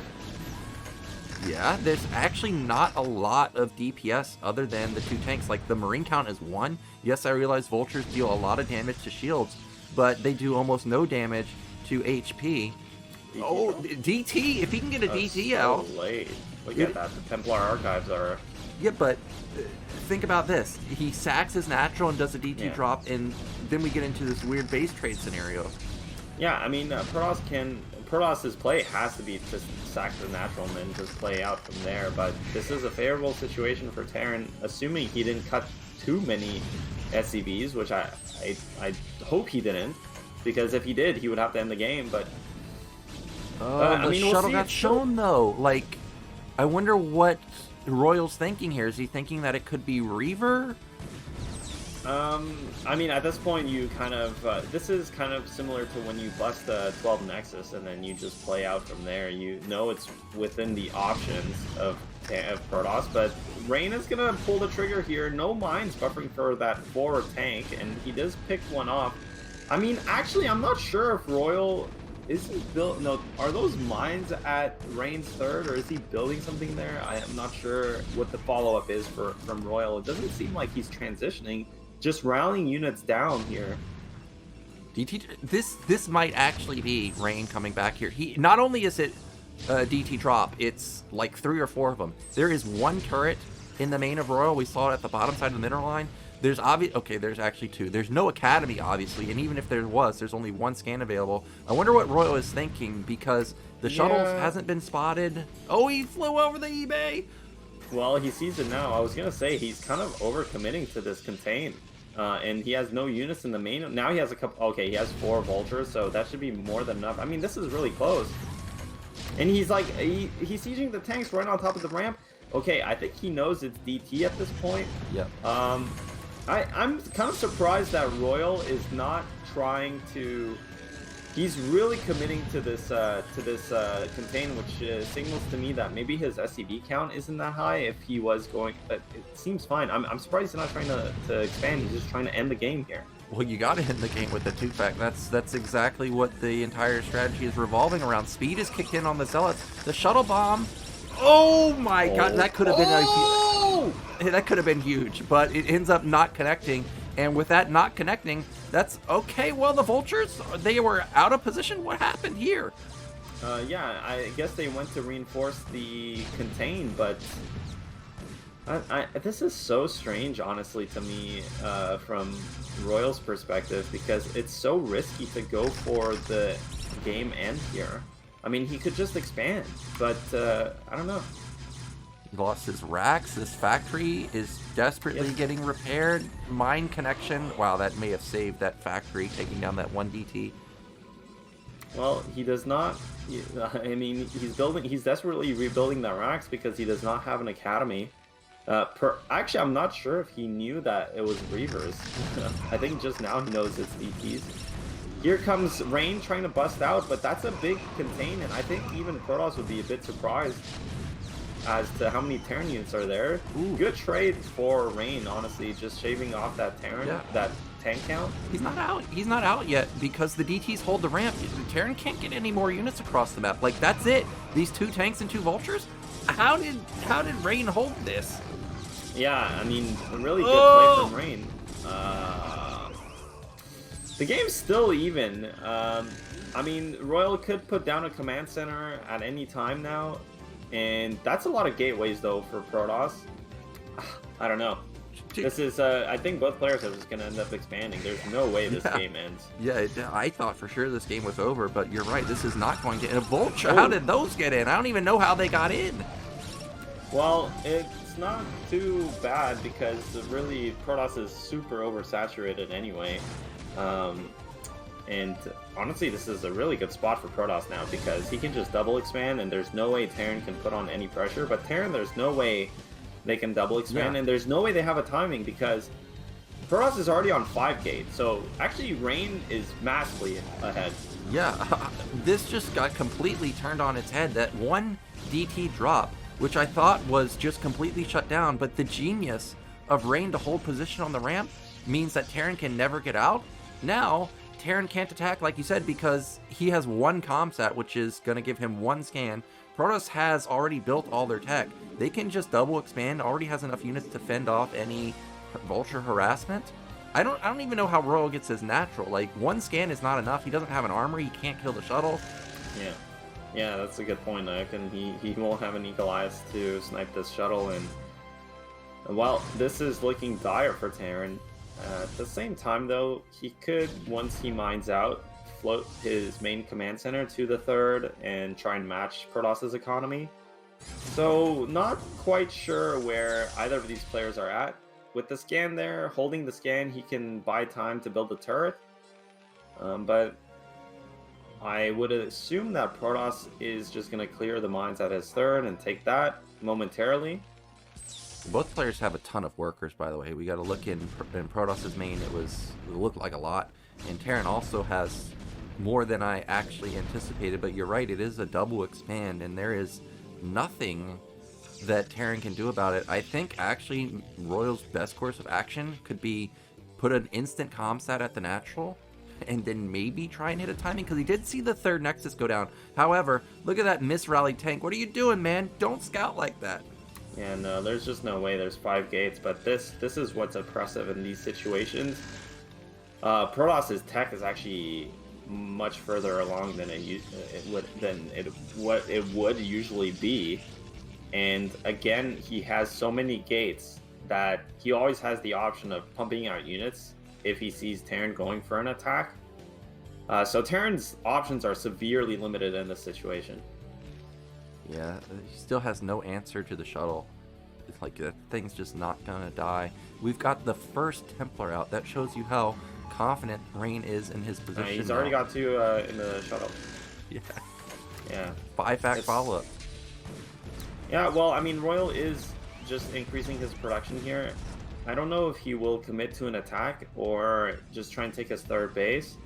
He is basically almost mined out as well in his main, but lifting the command center and abandoning one of your geysers that still isn't depleted feels kind of bad. So, again, I think Terran has a pretty strong army here, but macro-wise, if this keeps going into a late game, Protoss, I think, is in a really good spot.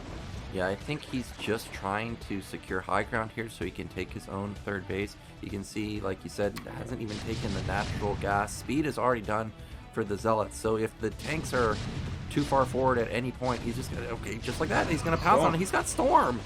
Yeah, this is so oppressive, actually, and there's nothing Terran can do against this. And that was a lot of tanks going down and taking some... Well, that was just 1 tank, actually. And if Royal repairs, he can still salvage this, and Rain bled a lot of units there. Yeah, look at the supplies. Of course, we know that supplies are even, but the question is does Royal recognize his situation? He is on 5-fact. He does not have his nat gases. What I thought would be transitioned into a 3rd command center does look like maybe he'll go for it. Oh my god. Rain's also playing extremely aggressively, and actually Royal, yeah, he is going to go for it. It's so risky to play like this into Storm, but Rain did use his Storm up. Yeah, pushing through this in this tiny choke, like you can't spread your tanks or anything. Like once you're here and a storm comes down, your whole army's getting hit. Yeah, I mean, this is such an aggressive game. DT. I feel the DT coming back to backstab these tanks. Mines are getting laid down. The shuttle unloads. That DT already killing 1 tank. He doesn't see it. He still doesn't notice. That's too... Okay, now he gets it. That was very worthwhile right there. Yeah, 2 tanks for 1 DT. Take that trade any day. Meanwhile, Storm is accruing on these Templars. And while the timing is, I mean, it's still there, Royal has a lot of production behind this. Let's see if Rain can do anything about the shuttle dropping Zealot. Zealot speed is finished. Templars coming in for the Storm. Where did they connect? On top of a couple Vultures in the Goliath. And, I mean, both players trading. Another Storm available? No, it does not cast. Yep, and now there's no more Zealots. There's only Goons versus, like, mass tank. There's 5 Goons left over. This choke is so tiny. Vulture's trying to reinforce, so are Zealots. Oh, there may actually be enough Protoss. It looks like... I think the Zealots... No, actually, they're not going to win. It's so close, Nyoken. And honestly, if Royal trades well here, he can get some more mines out. But just so many gates. That's 8 gates for Protoss. Yeah, but he lost his Templars. Now there's nothing to help support these 4 Zealots, 4 Goons. Oh my god, it's so close. Look at the supplies, they're still so close. Both players rallying a bunch of units from the production, but losing those 4 Goons was massive. Yep, losing those 8 Zealots before the storm kicked in was, I think, the game. Look at Rain, he took his hand off the keyboard. GG. Wow, that was clutch from Royal. Damn. What a game, Nyoken. Yeah, that was a crazy game. I thought 100% Rain was just dead to the push. Then the DT drop. Not only did it fail initially, it got a float of the both factories, and then the DTs on the ramp just holding position, making sure that reinforcements couldn't get across the map was actually genius. But Royal, this 5-fact timing, which I thought wasn't going to work once Storm came out, he hit at the right time and ends up taking the game. Yeah, this was so aggressive from both players, honestly. And I'm kind of surprised Rain kept going for... I mean, it was so close because those when he unloaded the first Storm on top of those 4 tanks, like, they almost all died. Yeah, this is the key point. But the Storms actually traded for just 1 tank. By the way, Did you see that? He sniped the second Templar. As soon as that second Templar unload, it Yeah. got instantly killed, so it never got off a storm. So those tanks that you see in the back, the 2 or 3 that are damaged, he couldn't actually finish those off. Yeah, that was. I mean, this game was, hanging by a thread for both players, and I think Protoss was definitely in the driver's seat after. I guess that was like a very committed two fact. We'd have to watch the replay. His Royals SCV count must have been very low. Like he must have stayed on 20 SCVs or something, which is why he felt the need to just continuously rally and not expand. But Rain almost held on there, but that storm drop didn't work out, and that allowed for Terran to just move across the map. Yep, and here comes that attack. But I don't think this is the key moment in the attack. I think the key moment is after this engagement where we have rallied zealots come in. Well, actually, this is, of course, a key moment because he snipes all the Templars. Like, these Templars get off. I think that's the only storm. Look at that. Oh Gone, my gone, god. gone. That one's gone. Yeah, sick target firing there from Royal, and his production just somehow was enough. I mean, Protoss had like 8 gates there, but his economy wasn't quite where it needed to be, so possibly could not afford pumping out units out of all of them. But heartbreaking there for Rain. Yeah, I know a lot of players love Rain, but he will be eliminated, and that gives us Beast versus Royal. It's going to be a rematch of the first game of the day. So we're going to be going into a break, and then we'll find out who makes it out in second place.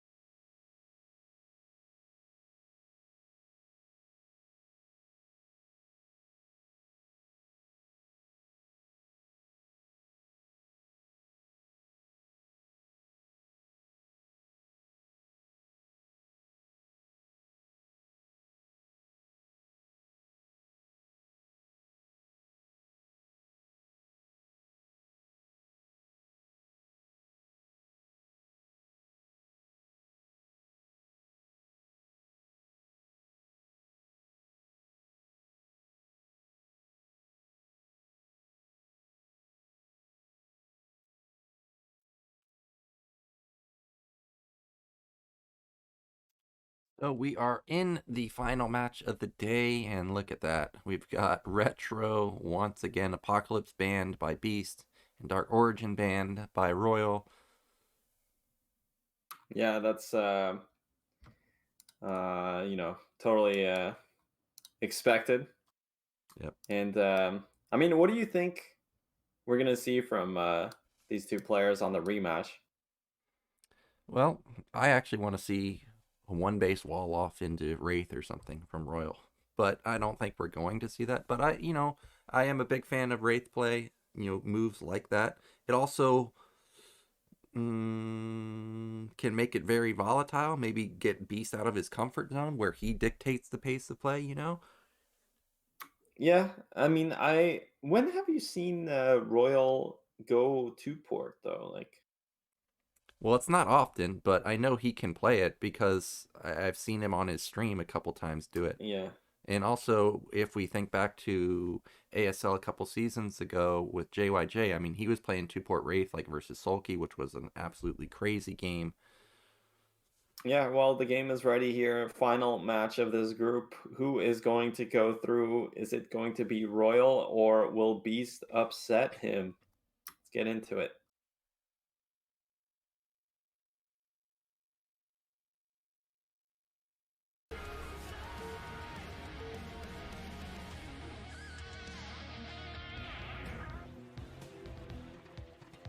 I knew I was going to get baited. So in the bottom left, it is Royal. Top right, the blue Zerg Beast. He got the best position, man. Bottom left, I like that position for walling. I know you can wall other spots, but I just feel like bottom left is best of the best. Yeah, it's very comfy.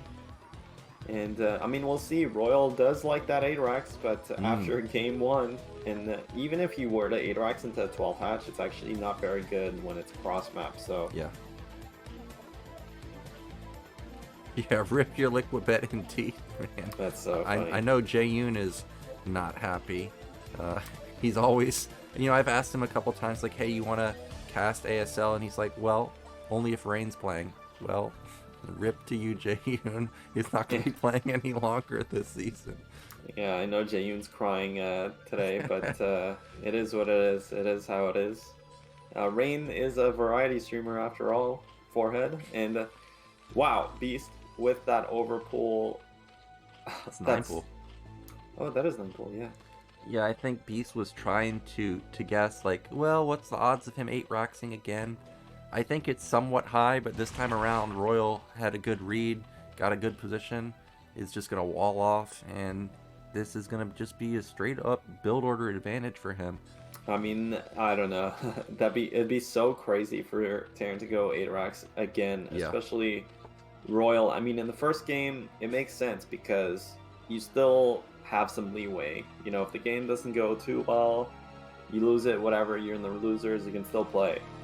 But given the fact that in the first game, Beast correctly called the 8-Rax, and then now they're playing for their tournament lives, oh my god, Royal would be crazy go for an 8-Rax in this situation. So I do like that he's going for the 11-Rax, especially on this tight wall that you get. And Beast, honestly, with the 9 pool, this is going to set him so far behind. Yeah, I'm looking at his camera to see if there's any type of reaction to seeing this wall. There wasn't. This is really bad for Zerg. Yeah, deep down he's not happy about this. Maybe he can disrupt the depot a little bit. Oh, well, that's unlucky hello. for Terran. Get that SCV. Get him. Got him. Yeah, that's tilting, and I think... Oh, actually, he also killed the scouting SCV, so hold that thought, man. All of a sudden, that's really good for Zerg. I mean, I don't know if it's enough to even out this 9 pool, but it's a lot, man. It goes a long way. That's 2 SCVs down. Yep. No scouting info. Up in the SCV, I thought may pop out on the wrong side. If it had popped out on the wrong side and that one died, that would have been a really good move. Now, Beast has gotten guys. I don't even think Royal saw the natural. Yeah, he didn't see anything. He has no idea what this is. It is going to be Lair, okay? You do have opportunities sometimes to bust walls like this with the Hydrogen, but not going to be the case this time. Well, this is really rough for Terran, honestly. I mean, again, Terran gets such a nice advantage when they go 11 racks with this full wall against 9 pool. Like, such a huge advantage. But when you lose 2 SCVs in the beginning, and you have no scouting intel, honestly, I almost want to say Zerg is slightly ahead. If this turns out to be like a very standard game, and Terran kind of gets into that comfy like macro position, for sure the early game advantage will come through, but it's so hard to get to that state when you have literally no info. Yep, and in response, it forced out the 2 racks because he needs to be safe versus everything. If it's a Hydra bust, you know, you could just outright be dead. It will also give him faster comsat so he can scan and see exactly what's going on if he wants to rush the comsat. Academy is basically done at this point. There's the Spire. Yeah, and Beast playing standard so far. He does have a lot of links at the front. I actually haven't been paying attention to see if he got speed or not, but I'd be surprised if he skipped that. And actually, he made a lot of links just now. Yep, he, for whatever reason, likes no, he transferred the drones. Yeah, he's gonna transfer the drones and build mass links. This is what I was talking about. This is what he does. He relies on Terran scanning the natural, and when they see that there's a lot of drones, they're gonna say, oh, this guy's just powering. No, he's not. He scanned the main. Yeah, but look at it. Yeah, he oh scanned the my main, god. so... Like, Royal, I saw him do this in game number 1, and you're totally right, Nyoken. Like, in general, it's more consistent for Terran to scout the Nat to see where the Zerg's eco is at. But I guess Beast does this so often that Royal just scouts the main. Yeah, he definitely does it way too often. Like, this is now, I think, the 3rd time I've seen him do this out of, like, maybe 8 games. That seems like too high of a percentage, and because he scans the main, now he's not going to move out because he knows Zerg's all in. So in response, he puts down a factory. He's going to start scaling his tech. He knows all he has to do is just survive, and one way to survive is rush that science facility or Valkyrie and shut down the mutas completely, and you're good to go in the mid game. Yeah, this is massive for Royal, not moving out here against the obvious, well, the bait setup here from Zerg. So, and now Zerg's basically all in. He can't really back out of this. He does not have time to make drones and transition. If he makes drones now, the Mutalisks aren't going to put on any pressure. Terran's already ahead in terms of tech. Like, the factory's going to come out, double starport, whatever. Transitions are going to be super crisp, and well, Zerg can only make Mutalisks at this point and pray that he kills the Terran. Yeah, I wonder what Beast is going to do with these lings. Is he going to try and just go for the Hail Mary and just try and run in with them and combo with the mutas? That seems like suicide, especially since there's a fire bat in that bunker. But what else can he really do? He's actually going to try and transition into a fast hive. I guess this is the other option.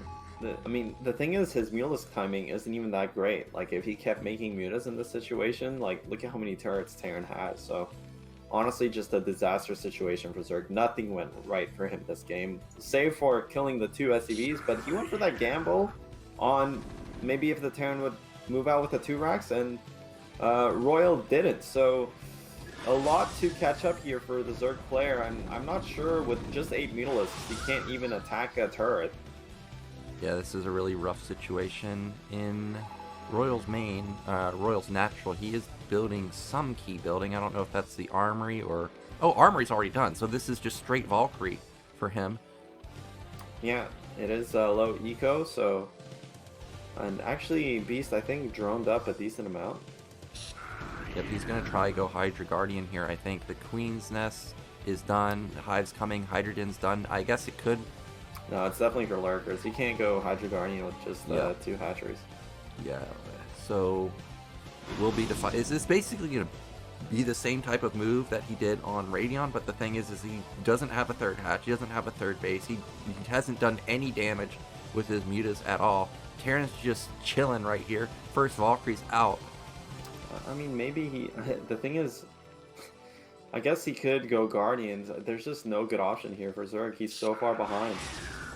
Yep, and okay, I thought he may have overstepped, but he ends up not losing any of the Mutalisks. But like, how do you engage now? You've lost your window of opportunity to engage into Marines with just turret support. Now there's not only going to be one Valkyrie, there's going to be a second Valkyrie in just a second, and also he rushed weapon on his Mutas, so armor isn't going to help him. Or I mean, the Valkyries are just going to shred through the Mutalisks. There's the Defiler Mound, but this is just going to be like a one punch deal from him. He has to somehow survive this attack, and then go for a counter and try and win the game. Yeah, this is not looking good for Zerg. He has one engagement, maybe miraculously if he gets the right one. But there's just so much supply on Terran's side that if both were to A move, and this bunker is going to do so much work against the Lings, there's just no good option for Zerg.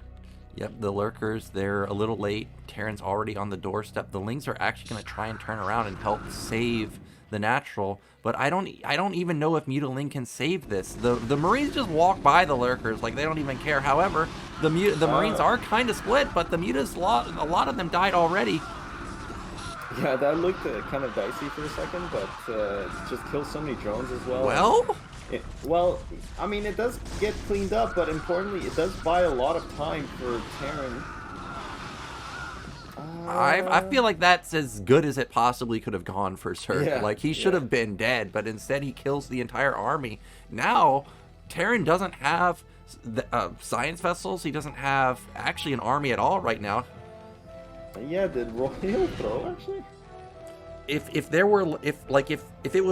had a third hatch at bottom middle like he did on Radion, where he can instantly get a Defiler out in the map and just set up the contain, I think that actually may have been a throw. There's still no... Okay, there's the vessel, but it's only one, and he needs to kill the Defiler immediately. Oh! One Lurker, that was massive, and this tank can hit the Lurkers for a while before the Defiler gets in, and that's still 3 Valkyries. Uh-oh. Well, Royal has to start pushing these Lurkers out, but of course he will. And he's got to push them out now. Yep, and he just barely has siege in the nick of time and will push this back. But the Defiler's almost here, but I actually think Royal's going to hold here, but it's going to be close. Defiler is here, man. Well, it's just he has no production. There's already a vessel out on the map, so it's going to be extra hard. Here comes the second Dark Swarm on top of... Where is it? He's not casting it. Okay. No, he was misclicking it a little odd, I think. I mean, it is just 2 Lurkers, and they can't push past these bunkers. The production is just not quite there for Zerg, and Terran's going to move around this. I mean, Zerg might get a Dark Swarm inside the natural, but there's Fire Bats inside the bunkers. All the Lings go down. Just one Lurker. GG gets called. And Royal makes it through. Yeah, it was a good attempt from Beast. The Ling the fake powering into Lings, it does catch a lot of Terran players off guard, but like you called out, the scan into the main was perfect. A little bit too frequently used for Beast there. He ends up falling, but you got to give props to him. He played well today, but in the end, Royal a little bit too good. Yeah, I mean, it just didn't quite go Zerg's way from that 9 pool. Like, again, the 9 pool sets you so far behind, even with 2 SCV kills, Terran's ahead. Like, in normal circumstances, 9 pool will trade the first couple Lings for like 3 SCVs maybe. But even then, it would be even. So it was kind of lucky for Beast to even get those SCV kills. Royal didn't have any vision, but again, like, Royal's just too good with... He was too good with the scans today. Scanning the main instead of the natural, it was good adaptation for his opponent. And that's it. I mean, when you Ling Flood like that, in attempting to trap your opponent into moving out, and they don't move out, what can you do? Yeah, you're just in big time trouble. This was the move that I thought, well, did Beast actually have a chance here? Because the Marines get split. The Marines at the top side don't have a medic anymore, so they get blown up. But in the end, you can see the drone count. It's at 12. So yeah, it's just non-existent econ. Yeah, that was kind of very crazy move from Royal, but diving in and ended up killing so many drones that it was worth it. I mean, he was so far ahead. It's like it would be. I think Royal would basically have to ally his Yeah. opponent and donate all his units to the lurkers for Beast to have a chance there. Yep, so well done from Royal. He does manage elimination. It was a good result for him getting out. Very scary result because he was close to being killed by Rain. Rain somehow stabilizing that blitz game was unbelievable. Yeah, I think Rain's going to be kicking himself for that game because he was definitely in the driver's seat after all was said and done, but the storm drops didn't quite work out. The storms just didn't connect when he needed them to. I think the stars kind of aligned for Royal today to get out of this group, even though in the first game he was quite unlucky. But man, against Rain, he got so lucky, and here Yeah. just very fortunate in terms of his builder choice. So, well, he is the one of the most recent ASL champs, so you would expect him to get out of a round of 24. This one was cutting it close. Yeah, and that gives us what? 8 Terrans? Something like that. 8 Terrans, 5 Protoss, 3 Zergs, if I remember Yeah, correctly. That's that's that's a lot gonna of TVT. that's gonna be a lot of TVT indeed. Yeah, I mean, I think this is the first season where it's just so one-sided for one race, right? I think so. I feel like there was a season where we didn't have very many Terrans. Like there was like 3 or something in the round of 16 or round of 8 or something insane like that, and they Yeah. ended up going the distance. And now we have 8 of them. Like legitimately, half of the lineup is Terran. You feel like it's got to be a Terran season at this point. Well, last season we only had 3 Protosses in the Mm. round of 16. The season before that was also only 3 Protosses. Yeah. The season before that was 4 Protosses. So So, basically, what you're saying is Zerg gets to finally feel Protos's pain. yeah, pretty much. So, I mean, that's a lot of Terrans to make it through, though. Yeah. Well, you know, I think people have been talking about the best of one format, saying how it always is leads to a lot of upsets. Do you think there were major upsets in this in overall in the round of 24, or do you think it in general went as expected? I mean, looking at this, I think. Mm, I don't think really there were many upsets, honestly. Like, given how the players played, maybe you could say Rain was a bit upset, but maybe he's not really in form. I mean, he's not a full-time StarCraft streamer. I think yesterday Shine maybe would have won in a best of three against Monk, possibly. But I mean, people might point to Shuttle, but Shuttle honestly kind of dispatched his opponents. I feel like not really.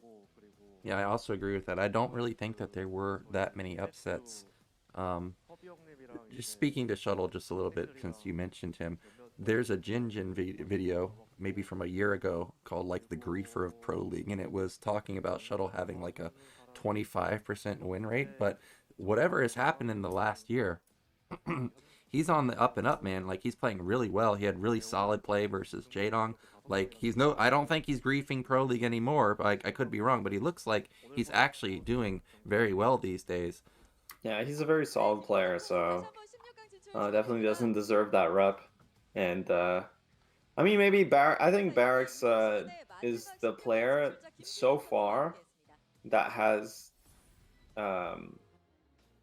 what's it called?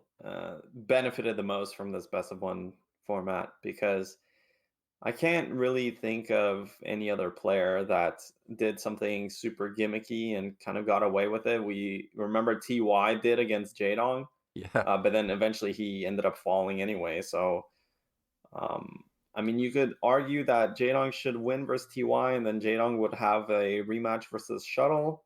But again, like Shuttle's PVZ has been just so solid that I don't even think he's necessarily that um I mean that favorite. Well, we're getting a look at our round of 16 players. The three Zergs are StRyKeR, Hero, and Action. So those are good Zerg players to rep. You've got the previous ASL champion. You've got Hero. That's pretty much a lock in top 4 every single season. And then for Protoss, almost nobody's missing from the Protoss side other than Rain, right? You've got all the representatives. And then, of course, Terran. I mean, everybody's there. Rush, Sharp, Mind, Mong, Light, JYJ, Barracks, and Royal. So this is going to be a really good season for the Terran players, I imagine. Yeah, I mean the story here this season is Zerg's missing Yeah. Soma, who went to the military, and Soma has been the most. I mean, behind SlrKeR, I think the best performer in Pro League and kind of the best Zerg in terms of advancing the Zerg metagame.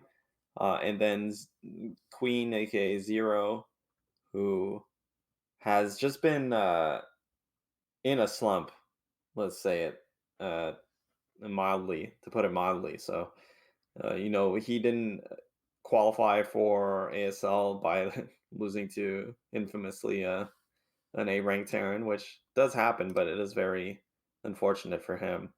So Zerg is definitely, in terms of the player pool, struggling quite a bit right now. Yeah, and as far as schedule for the round of 16, you can see group nomination on Monday.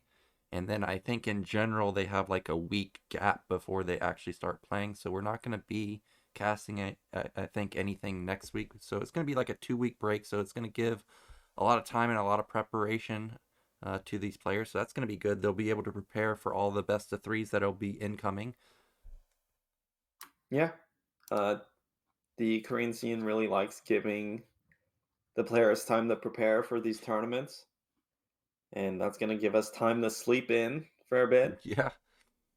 But honestly, the round of 24 is pretty fun. I enjoyed it. We had a lot of groups, a lot of games. It's a lot of it's a lot of games, man. It's a lot of players to play, and it was what, like 6 broadcasting days in 2 weeks. Mm-hmm. So just a lot of content here. A lot of content. Just a lot of good games. Yeah, and I liked how we got to see variety play and a lot of new faces like TY, Barracks doing well. It's always fun to see newcomers play. Also, Tengu, I'm not even really familiar Yeah, with Tengu. He just came out of nowhere and he was playing pretty well. yeah. Tengu had a decent showing, but just such a hard group to be put in. Yeah. Basically, all killers versus Terran. Um, yeah, Barracks had a really good showing today, so very happy for him. And we'll see, man. Once the group nominations roll in, those are fun. Make sure to tune in. I'm sure we'll have a translation of that and see what all the players are thinking, who they want to pick, and we'll get some interesting groups for sure. Because given the fact that there's so many Terrans, like, yeah, Yeah, so as we mentioned before, uh, cast brought to you by StarCast TV. You should check us out on YouTube. I'm sure most of you are going to be watching this VOD from YouTube. If you want to support StarCast TV, definitely consider becoming a Patreon member or YouTube supporter. And as Gypsy mentioned, there's going to be a translation, but not from us. So if you want to check out a translation, I'm pretty sure the Tastosis cast will be doing that because it got Ziggy for that, or I'm sure they'll hire someone for that. So you should definitely check out their channel and tune into that translation because the group selection is always fun. You get to finally see like the pros talking a little bit of garbage about like, I want this guy and this guy and this guy, and it's fun to see yeah. that. Well, that's it for us, honestly. For today, the round of 24 was really fun. So far, I feel like this has been a pretty good start to the season, Nyoken. I've been enjoying waking up, setting my alarm at 4:30. Oh yeah. Oh yeah, Mm. I mean it's a nice change of pace, and especially for StarCraft, it's always nice to have something to look forward to. So, and I really enjoy actually watching these games with you, and hopefully everyone has been enjoying the season like we have so far. Yeah, I've been enjoying it also, and you've been getting some good feedback from YouTube comments. They're talking about how the big Jip dropping them knowledge bombs about Terran and Zerg and Protoss. Yeah, well, I learned from the best, and yeah, if I didn't have you here, I wouldn't know what the difference between a Gundam V Yeah, push and the Royo yeah, Joyo Royo, he Boyo. was a pro back in the days 20 years ago. Yeah, yeah, yeah. The What is a Royo push. Gundam push and what's a Joyo Okay, push, dude? so back then, V Gundam, he was basically a pro, one of the best Terran players back then. Two And you think fact, he watched Gundam Wing or he whatever? may have. Two fact, one base was the go-to build back in those days. And what his style was, one tank, rallied vultures with mines and speed. And you're probably thinking, well, what other variations are there? Well, there's not many, right? But the Joyo push, One tank. one tank. The Joyo push is three tanks, rallied vultures, and mines. Well, this V Gundam guy doesn't really sound like he knows what he was doing. Well, let me tell you, back then, he knew what he was doing, okay? Like Yeah, those well, that was back a then strong build. you make a couple of units, you know what you're doing, you know. Back then, Yeah. I mean, what did you have to do? You just load up a dropship, unload on Lost Temple, Yep. and that's it. On the high Well, ground and siege the natural. I'll just tell you this, okay? So you can form your own I mean, the guy idea. doesn't seem like he knew what he was No, doing. no, He's no. two facting on Lost Temple. Where's the starport, man? Let me just say this so you can form your own opinion of the state of play. Proxy Stargate Scouts was a legit build versus Terran back then. So you can form your Well, of opinion on the course. I mean, state of everyone's play back going then. one tank, two fact. Yeah, tanks don't hit Did they air. even know they could make Marines? Uh People didn't build Marines back then, man. They didn't. It was It's not considered like a factory waste of unit. money versus Protoss. Like you literally just rush siege, and that's it. That's how you defend. Um, anyways, our cast is done today. Thank you guys so much for watching. We're going to cut over to the Korean cast because they're in the highlights. Thank you so much for watching, and we'll be back in a couple weeks.